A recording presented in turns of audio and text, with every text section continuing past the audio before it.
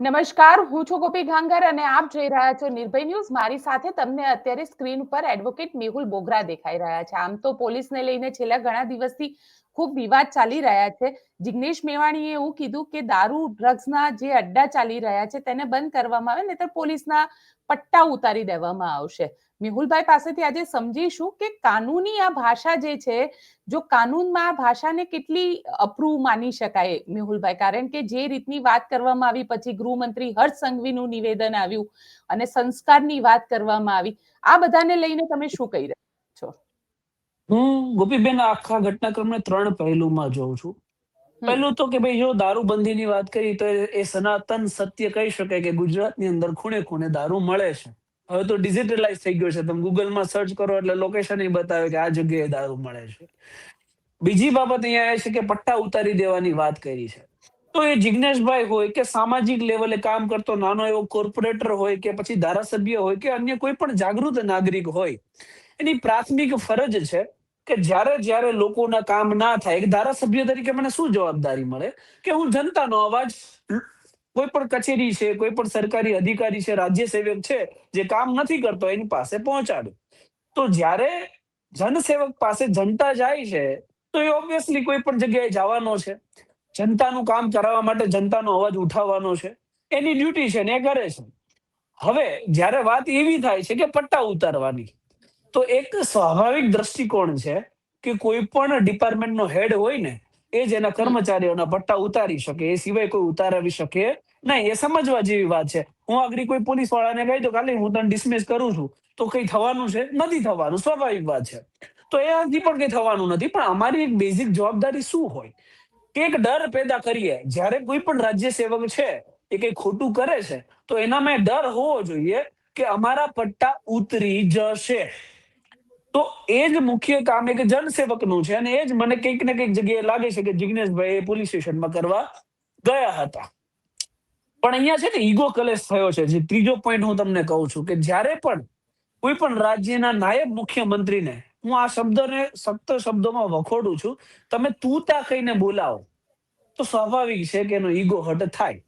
એ 8 ચોપડી હોય કે 10 ચોપડી હોય કે 12 ચોપડી હોય, એનો સબ્જેક્ટિવ છે. પરંતુ એને પદ હાંસલ કર્યું છે તો એની સાથે તું તડાક ના કરી શકાય. એટલીસ્ટ માન સન્માન તો એ હકદાર છે કે એમને માન સન્માન મળે. તો અહીંયા કોઈ ના કોઈ જગ્યાએ એક ઈગો કલેશ થયો કે ભાઈ મને કેમ કોઈ આ રીતે શબ્દો કહીને જાય. તો મને એટલા માટે એવું લાગે છે કે આ ઘટનાક્રમનું આખું, પેલા તો નાયબ મુખ્યમંત્રી હર્ષ સંઘવીજીનું એ ભાષણ આવ્યું કે ભાઈ પટ્ટા ઉતારવા વાળા કોણ છે, અમુક લોકો આવશે તમને કહી જશે. એ ભાષણ સાંભળીને મને એવું લાગ્યું કે વ્યક્તિ જે ડાળ ઉપર બેઠો છે ને એ જ એને કાપે છે. ટૂંકમાં તમે એવું કહેવા માંગો છો કે કોઈ પણ જનસેવક તમારા આગળ આવી અને તમને કોઈ ઠપકો આપે, તમને કોઈ એવું કહે કે તમારા પટ્ટા ઉતરી જશે, તો તમારે કોઈને ધ્યાનમાં લેવાના નહીં. હું જે છું સર્વે સર્વા. પછી કાલે મેં ડીજીપીસીનું એક ભાષણ સાંભળ્યું કે મારા ડિપાર્ટમેન્ટના લોકો, મારા અધિકારીઓને કોઈ બહારના વ્યક્તિ આવીને કઈ કહી જાય એટલે કોણ બહારના વ્યક્તિ? પાકિસ્તાનથી વ્યક્તિ આવે, ચીનથી વ્યક્તિ આવે? અરે ગુજરાતનો કોઈ પણ નાગરિક છે. તમારો ડિપાર્ટમેન્ટ એટલે શું? તમે કરિયાવરમાં લાવ્યા છો ગુજરાત પોલીસને? ગુજરાત પોલીસ એ આપણી માટે કામ કરતું છે, ગુજરાતની જનતા માટેનું એક ખાતું છે. કોઈ શેઠ એનો પગાર થોડો કરે છે, ગુજરાતની જનતા એનો પગાર કરે છે. તો પછી એ કોઈનું પ્રાઇવેટ સંસ્થા નથી, એ લોકોની સંસ્થા છે. તો લોકોનો કોઈ પણ વ્યક્તિ, સામાજિક વ્યક્તિ જ્યારે પણ ખોટું થતું હોય ત્યારે રાજ્ય સેવકને ઠપકો આપી શકે, એમાં કોઈ મોટી વાત નથી. અને રહી વાત પટ્ટા ઉતારવાની, તો ડિપાર્ટમેન્ટ જ ઉતારે. અમારું કામ તો શું છે કે ત્યાં સુધી અવાજ પહોંચાડવાનો. હવે ત્યાં સુધી અવાજ પહોંચાડવામાં પછી આટલી મોટી કોન્ટ્રોવર્સી થાય એ કોઈ પણ સંજોગોમાં વ્યાજબી ના કહેવાય ગોપીબેન.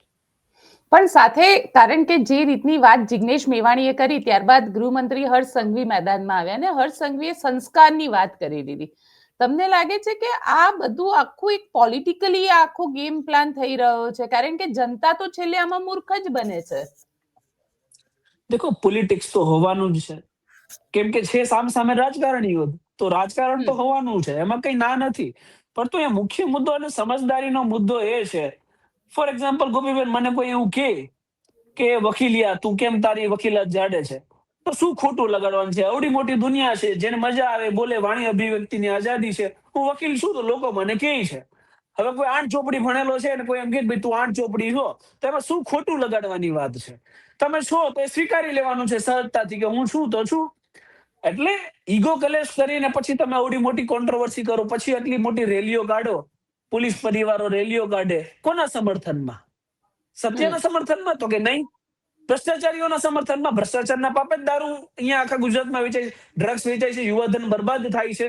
તો એની માટે તમારે રેલી નથી કાઢવી. હવે પછી પાછું હું અહીંયા આઈપીએસ સંજીવ ભટ્ટનું નામ લઈશ તો કોન્ટ્રોવર્સી થશે આખી પોલિટિકલી. એમનું નથી લેતો, પણ હું એક સારા બહાદુર કોન્સ્ટેબલ સુનીતા યાદવની એક અહીંયા દ્રષ્ટાંત આપીશ. તમે ઓળખતા હશો, મંત્રીશ્રીના બિલકુલ. છોકરો કર્ફ્યુમાં લોકડાઉન હતું ત્યારે બહાર નીકળ્યો હતો અને એમને એફઆઈઆર કરાવી હતી. તો એ સુનીતા યાદવના સમર્થનમાં તમે રેલી કાઢી હતી? તો કે નથી કાઢી. સારા પોલીસ કર્મચારીઓના સમર્થનમાં રેલી કાઢી છે? તો કે નથી કાઢી. તમને કોઈ વ્યક્તિઓ સેમ ફોન્ટનો એક બેનર બનાવીને આપી દે છે, હરેક વ્યક્તિના હાથમાં સેમ ફોન્ટના બેનરો હતા, એ સ્પોન્સર્ડ હતી આખી. તો એ રેલી તમે કાઢો છો, તો જ્યાં તમારે સમર્થન કરવાનું છે ત્યાં સમર્થન નથી કરતા, આખું એક સ્પોન્સર્ડ સમર્થન ચલાવો છો. એટલે આપણને કોઈ ના કોઈ જગ્યાએ એવું લાગે કે આખો પોલિટિકલ એક પ્રોપેગેન્ડા ચાલે. એક વ્યક્તિ ઈગો સેટિસ્ફાય કરવા માટે લડે છે અને એક વ્યક્તિ એ જન સમર્થન સાથે વાહવાઈ માટે કામ કરે છે. પણ સાથે ગોપાલ ઇટાલિયા એ અત્યારે પ્રેસ કોન્ફરન્સ કરી અને ગોપાલ ઇટાલિયાએ 2013ના પેપર કટિંગ્સ બતાડ્યા અને આ પેપર કટિંગ્સ સુરતના જ હતા, જેમાં ગૃહમંત્રી હર્ષ સંઘવીની વિરુદ્ધમાં એફઆઈઆર ફાઇલ કરવામાં આવી હતી. એમણે પોલીસ કર્મચારીને લાફો મારી દીધો હતો. એક પોલીસ કર્મચારીને ધમકી આપી હતી કે તારા ટાટિયા તોડી નાખીશ, અને પછી પાછું મીડિયાએ જ્યારે સ્ટેટમેન્ટ લીધું ત્યારે એવું પણ કીધું હતું કે મને મારા બોલેલા શબ્દ માટે જરાય રિગ્રેટ નથી. હું એ જ કહેવા માંગુ છું કે જનસેવકનું કામ જ એ છે, જનપ્રતિનિધિનું કામ જ એ છે કે જનતાનો અવાજ બને. શાયદ ગૃહમંત્રીજી હર્ષ સંઘવીજી એવું ભૂલી ગયા હશે કે પેલા એ જયારે સુરતના મજૂરામાંથી ધારાસભ્ય હતા, પછી તમે આ રીતે જ વિરોધ કરી, અધિકારીઓને ખખડાવીને ગૃહમંત્રી બન્યા, મહેસૂલ મંત્રી બન્યા, આજે રાજ્યના નાયબ મુખ્યમંત્રી છો. શા માટે? કેમ કે તમે જનતાનો અવાજ બન્યા, તમે ખોટા અધિકારીઓને ખખડાવ્યા, લોકોએ તમને પ્રેમ આપ્યો, લોકોએ તમને વોટ આપ્યા, તમે એક social media face, unique icon બન્યા અને ત્યારબાદ તમે નાયબ મુખ્યમંત્રી બન્યા. એટલે જ્યારે કોઈ પણ વ્યક્તિ, એ ધારાસભ્ય હોય કે કોર્પોરેટર હોય, એ લોકો માટે અવાજ ઉઠાવતો હોય ને ત્યારે એની ડ્યુટી અદા કરતો હોય, કોઈ સીન સપાટા ના કરતો હોય. અને સ્વાભાવિક વાત છે, ભાજપના હજારો ધારાસભ્ય આ શબ્દોનો પ્રયોગ કરે છે કે પટ્ટા ઉતારાઈ દઈશું. અને તમે પછી જયારે પોલીસ અધિકારીઓને સંબોધો ત્યારે તમે એવું કહો છો કે ભાઈ મારા કોઈ પણ ખાતાના વ્યક્તિને તમે કોઈને આવું કહી જાય તો કોઈને ધ્યાને નહીં લેવાનું, અમે જ એક છીએ સર્વે સર્વા, બાકી કોઈ છીએ જ નહીં.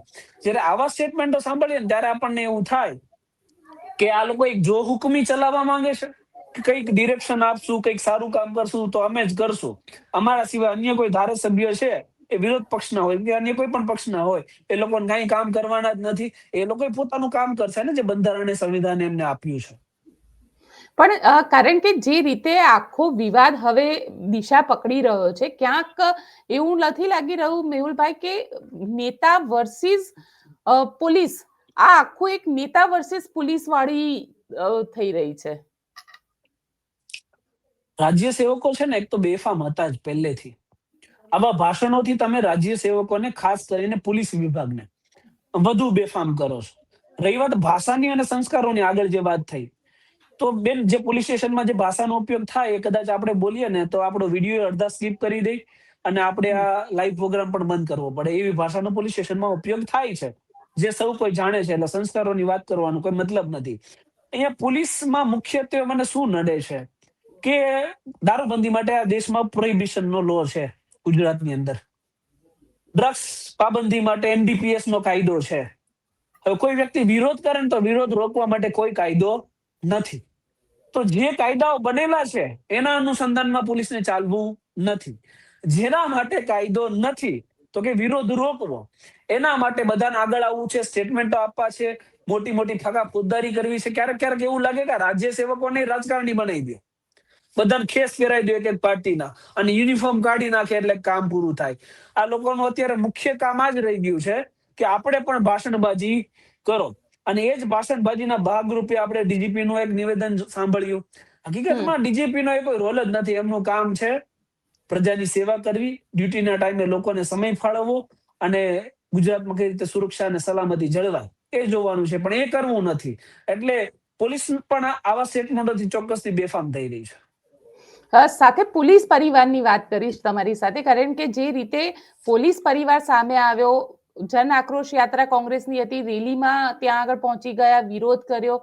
વિરોધ કરવો દરેકનો અધિકાર છે, પણ સવાલ અહીંયા એ ઉભો થઈ રહ્યો છે કે જો વિપક્ષ વિરોધ કરવા માંગે કે સામાન્ય માણસ વિરોધ કરવા માંગે તો એને વિરોધ નથી કરવા દેવામાં આવતો.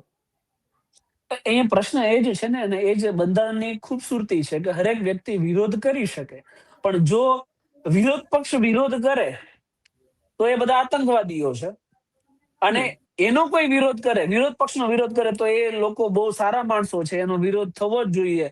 એટલે જે લોકો સત્તામાં બેઠેલા છે ને એના મનોમંથન કરવાની જરૂર છે કે જો તમારે સામે કોઈ બોલવા વાળું, તમારી આંખમાં આંખ નાખીને પ્રશ્ન પૂછવા વાળું કોઈ વધશે જ નહીં તો લોકશાહી શું કામની.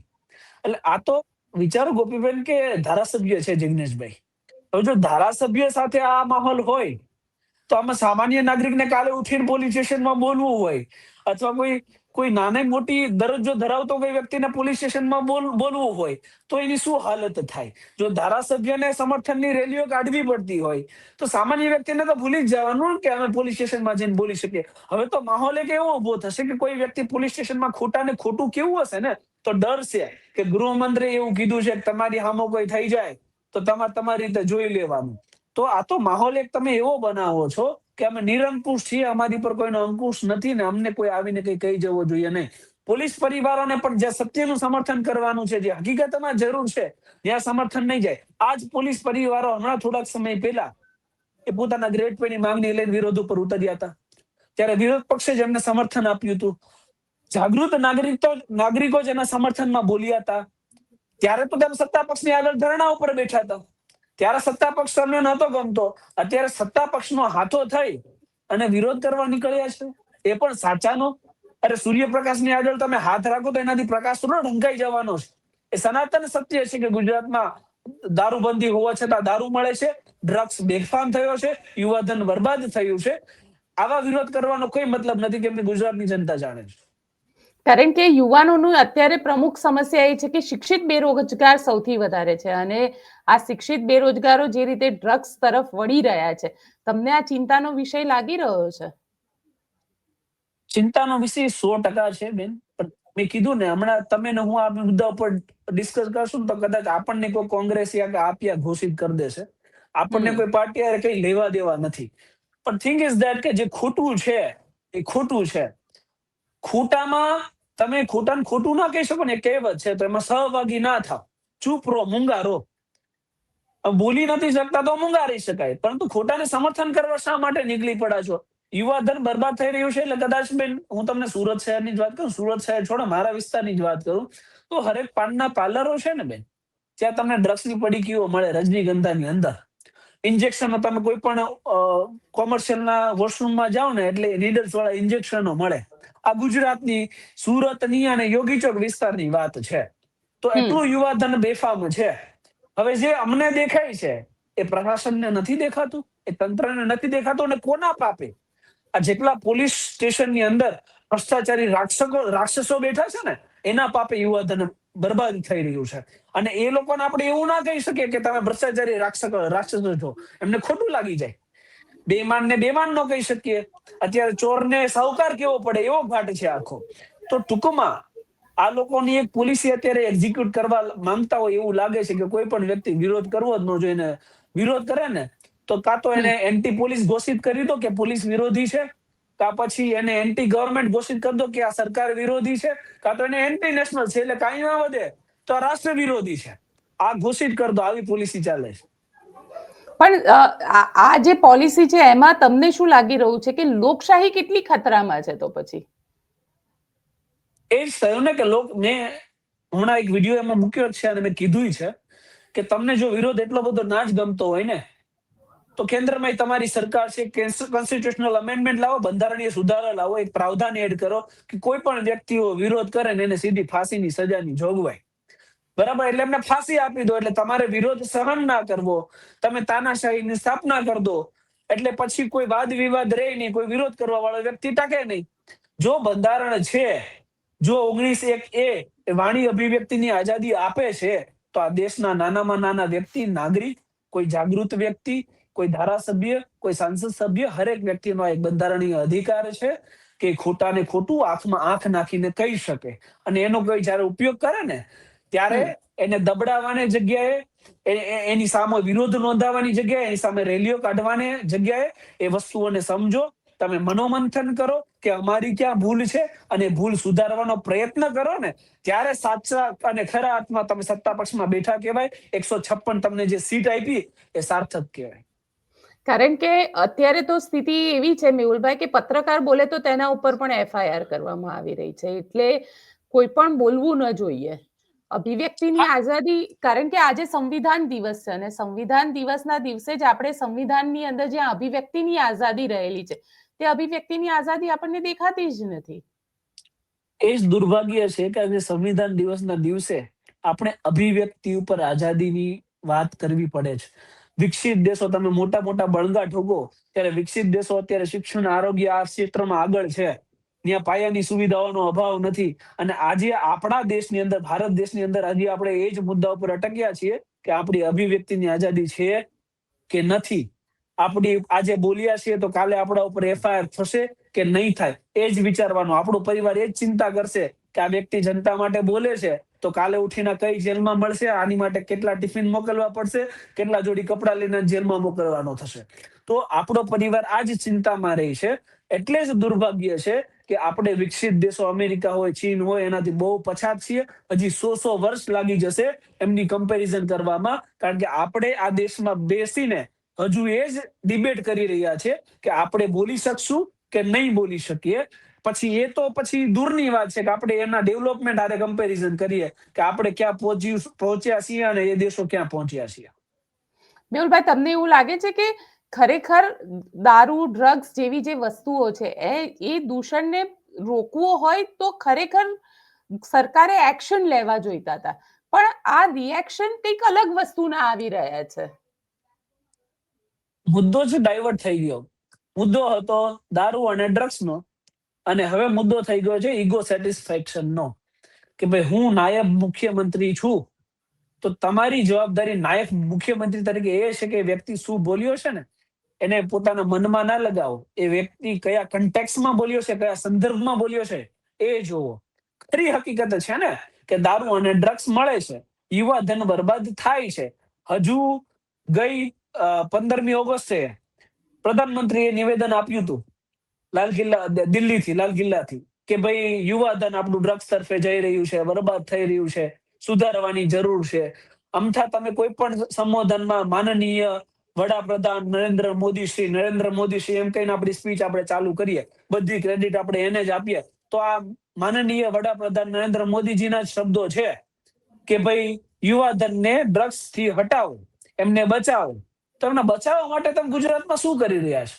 તો કે કાંઈ નહીં, મસ્ત મોટું ડ્રગ્સ હજારો ટનમાં એ બંદરોથી મળે છે, સમુદ્ર માર્ગથી આવે છે પણ તમે ડિસ્પોઝ કરો છો તો હરેક ગલી, હરેક નાકા ઉપર એ મળે છે. યોગી ચોકમાં હું તમને કહું, મારા લોકોલિટીમાં તમારે ડ્રગ્સ જોતું હોય એટલે ચણા મમરા લેવા જઈએ ને એમ મળી જાય આપણને. તો એ વિષય ઉપર એને કાબુ કરવા માટે તમે કઈ નથી કરતા. અને પાછા લોકો સિંગમગીરી ક્યાં ઠોકશે ને એ હું તમને કહું. હમણાં રિસેન્ટ કિસ્સો છે, 3 દિવસ પહેલાનો, એક બિચારો ઇનોસન્ટ માસૂમ છોકરો મારી પાસે આવ્યો હતો કે 12 વાગે જે પેલા ચા કોફી ના પાર્લરો ચાલે ને ત્યાં રેડ પાડે, પછી ઓલું સિંગમ નું બેકગ્રાઉન્ડમાં મ્યુઝિક મૂકે, બધા છોકરાઓને બહાર કાઢે, ત્યાં ઉઠક બેઠક કરાવે.